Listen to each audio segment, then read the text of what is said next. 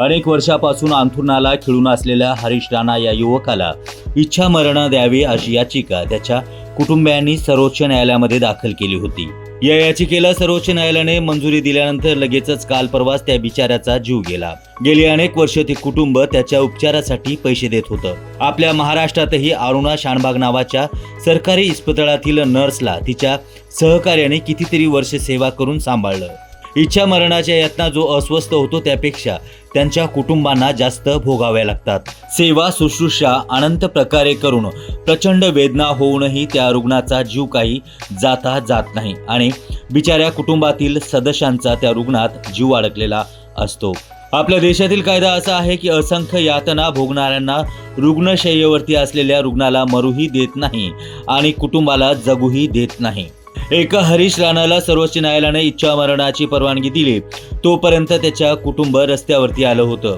कधीही बरं न होणाऱ्या आपल्या जवळच्या व्यक्तीवरती प्रचंड माया आहे, म्हणूनच संबंधित कुटुंबाने जवळपास 13 वर्ष त्याची सेवा केली, त्याच्यावरती खर्च केला। खरं तर ही एक तपश्चर्याच म्हणावी लागेल। हरीश राणा या रुग्णाच्या कुटुंबाने त्याच्यावरती निरातिश प्रेम असल्यामुळे सर्वस्व पणाला लावून शेवटी न्यायालयाकडून परवाना मिळवला।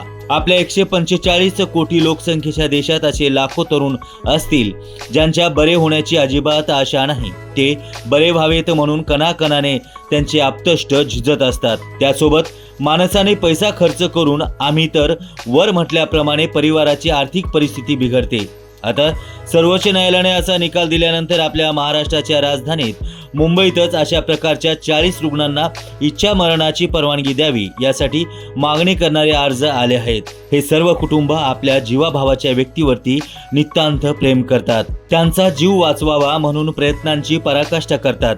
पण जेव्हा परमोच्च प्रयत्न करूनही त्याची फलनिष्पत्ती सुखावत नाही तेव्हा नाइलाजाने संबंधितांना मनावरती दगड ठेवून रुग्णाला मुक्त करावे म्हणून डोळ्यात आसावे आणून निर्णय घ्यावा लागतो आणि त्या निर्णयासाठी याचना करावी लागते।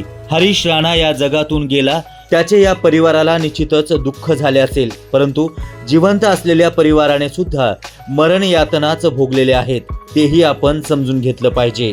त्यामुळे यापुढे न्यायालयांची परिस्थिती पाहूनच संपूर्ण चौकशी करून अशा रुग्णांना मुक्त केलं पाहिजे असं मत ज्या व्यक्त केलं जातं ते काही चुकीचं आहे का असं म्हणता येणार नाही। अशा प्रकारच्या इच्छा मरणाची मागणी करणे अजिबात सोपे नसते, कारण अशा बाबतीत काही ठिकाणी गैरप्रकारही होऊ शकतात। त्यामुळेच न्यायालयाने देखील सर्व प्रकारची चौकशी करून निर्णय घ्यावा लागेल। भविष्यात काय होईल हे आताच सांगता येत नाही। त्यासोबत इच्छा मरणाचा कायदा बनेल का असे प्रश्न उभे राहणं स्वाभाविक आहे।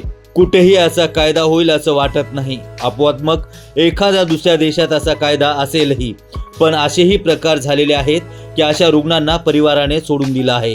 शेवटी व्यवहारात कुठे ना कुठे कितीही प्रेम असेल तरी वेदनादायी निर्णय घ्यावेच लागतात। बिचारा शिरीष राणाला 13 वर्ष जिवंत ठेवल्यानंतर आतोनात पैसा खर्च करून आता न्यायालयाच्या निर्णयामुळे त्यांचा 13वा करण्यासाठी न्यायालयाकडून परवानगी मिळाली आहे। हा विषय अत्यंत संवेदनशील आहे, अत्यंत गंभीर आहे। याला उलट सुलट अशा 2 प्रकारच्या बाजू आहेत।